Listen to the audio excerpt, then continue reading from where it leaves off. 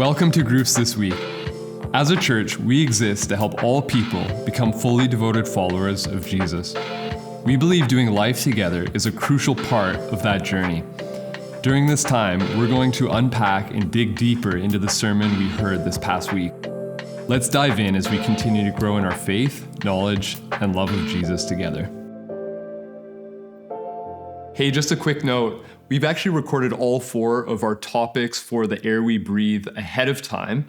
And so because each of the campuses are going to be working through each of the topics at a different point in time, you can select the appropriate video for your campus. So you can go to our YouTube channel to find them, or if you're on the CA webpage right now watching this video, you can click the link right below this video that says watch past video group guides to find the appropriate topic. Well, hey, community groups. This past Sunday, we were looking at the topic of science in our series, The Air We Breathe. Mm-hmm. And David, you're actually teaching a whole class on science and faith right now. I am. And I think the biggest question that comes up is are faith and science compatible? So how would you respond to that? Yeah, I mean, often the way it's posed is that science and faith are 2 different things. And that's why I call the class, Science and the Bible, Do I Have to Choose?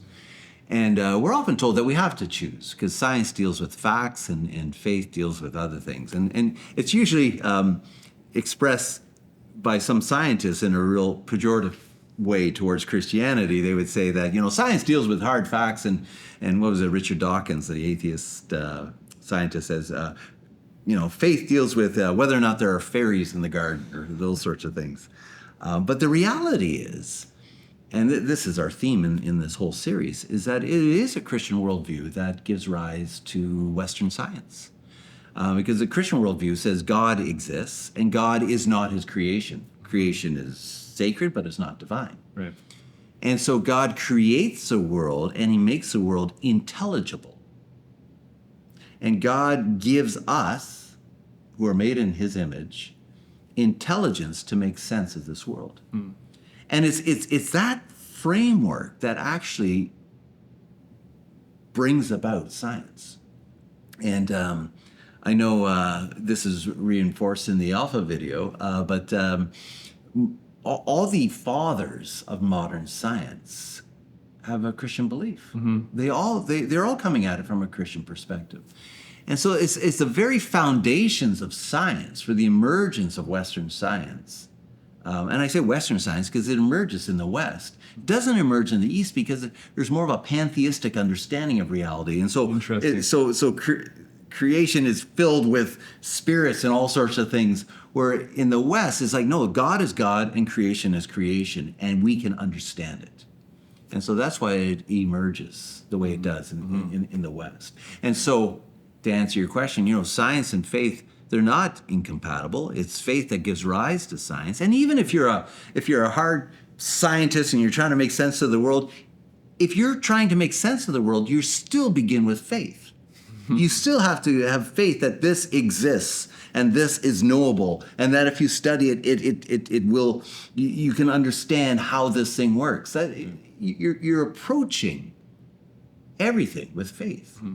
Yeah, we have faith that these chairs are going to hold us while we're here. Very good, yeah. So then, David, if there isn't a conflict between faith and science, do you believe there is a conflict that lies somewhere? And if so, where does that conflict lie? Yeah, well, this whole idea is interesting, just being a history geek. This whole idea of this conflict between faith and science. And we often hear about this, science and faith, they've always been at odds with each other. And, the church and scientists who are Christian have bumped into each other. Galileo would be an example of that. But is that a picture of science against faith, or is that a picture of Galileo being a bit of a... bad interpretation of Scripture? Galileo he was a little... curmudgeon-y too, and he kind of gets himself into trouble. I don't even know what that word is. It's grumpy. But this idea that science and faith have always been at odds is actually an idea that is put forward in the 19th century. And you can actually locate the 2 books. Actually, there's 3 sources. One would be T.H. Huxley, who is Darwin's bulldog, who is really supporting Darwin's ideas. The other guy is a guy named John William Draper, who writes this book in 1874. just saying science and faith have always been at odds. And then there's a book by Andrew Dixon White called A History of the Warfare of Science with Theology and Christendom. But these are new books, like they're from the 19th century. Prior to that, there was never an idea that science and faith were at odds. And so where does the conflict lie? This is where the conflict lies. It's not between Christianity and science, but there is a conflict. The conflict lies here. It's the conflict between a Christian worldview of understanding reality and a materialist worldview of understanding reality. And a materialist worldview says this: what you see is what you get. All that matters is matter. That's all there is. Wow. And so it's a reductionistic view of the world. It's everything that matters is matter. There's no God, there's no nothing. And so then the question becomes, which is a better explanation of science? Christianity or materialism? And that's where the conflict lies. And I would say a materialist view of reality falls apart. It does fall apart. Where where a Christian view of reality is so much richer, and it allows for the flourishing of science. It allows for questions of meaning and purpose and transcendence and value.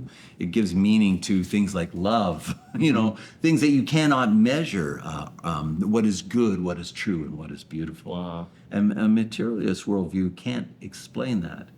And so, but there is a conflict, and that's where the conflict lies. Yeah, and I can see how like materialism or naturalism taken to its end is like about survival of the fittest, dominance, it doesn't make room for meaning and purpose, because then like to what standard are you appealing to? Very good. Like, well from done. A theistic worldview or not.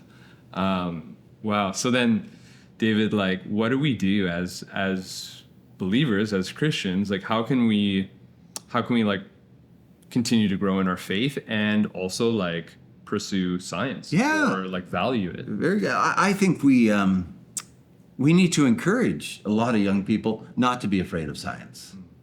So many people are afraid of science. Oh, look at science, it's going to disprove God. No, I mean, it's our understanding of God. He gives us a framework to understand science. What is a motor for so many scientific discoveries throughout history is wonder. And God gives us a sense of wonder. And so, you look at this creation, this world that we live in, and our hearts are just filled with wonder and curiosity. Well, those are gifts from God. And when we do science, we can do it to the glory of God. If you're a materialist, you're doing it for maybe to learn things, I guess, but I think a Christian view of science is so much richer. And so we do not need to be afraid of science. In fact, the more we dive in, I think it's just going to bring to our hearts just how great and how wonderful God is. Wow. Yeah. Yeah. The artwork reveals the artist behind it. Yes. Well done. Yeah. Cool. Well, anything else you'd kind of leave with us, David, on this whole topic? Well, listen to my class if you want to go into more detail, because we're going to be covering quite a few things, and the classes as we're going through them will all be available on Spotify. So if you wanted to go deeper, you can. Or in person Tuesdays, 7 p.m. in the Burke Room. Even or better. On Zoom, right? Even better. That's right. Yeah. Okay. Well, hey, thanks, David, so much for helping us understand this topic a little more. We hope you enjoyed the teaching today. If you're wanting to follow along with our community group's discussion guide with your group, you can head to cachurch.ca/media, where you can find the discussion guide. Not only are there questions there related to the sermon, but there's also prayer prompts that relate to the passage or the topic that we were talking about, and practices that you can, on an individual level or a group level, begin integrating into your life to not only bring this knowledge into your mind, but to begin living it out.